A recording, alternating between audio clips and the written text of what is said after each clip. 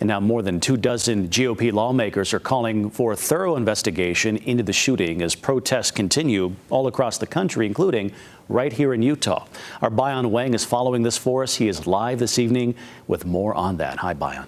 Hey, Brian. Today we saw a few different anti-ICE demonstrations after hundreds gathered in Salt Lake City this weekend, speaking out against the administration and condemning the recent shooting of Pretti.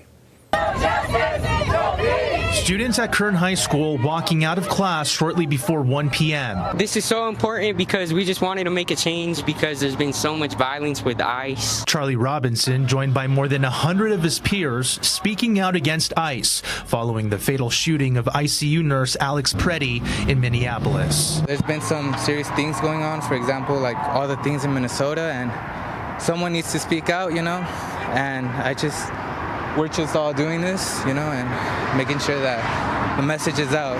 The students marched down to the Kearns Library before heading back to class.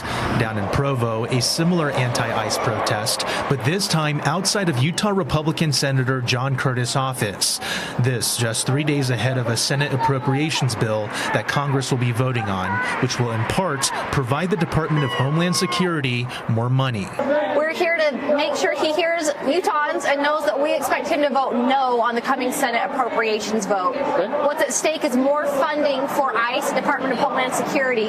Given everything that's happening in Minneapolis right now, we can't imagine anyone voting to give them more money and more power to keep carrying out terror on that community. On Monday, Curtis called for a thorough and transparent independent investigation into the ICE shooting that killed Pretti. So we're hoping, especially in light of his statement yesterday, calling for independent investigation, that he'll start voting the way he talks and that he'll vote no on this.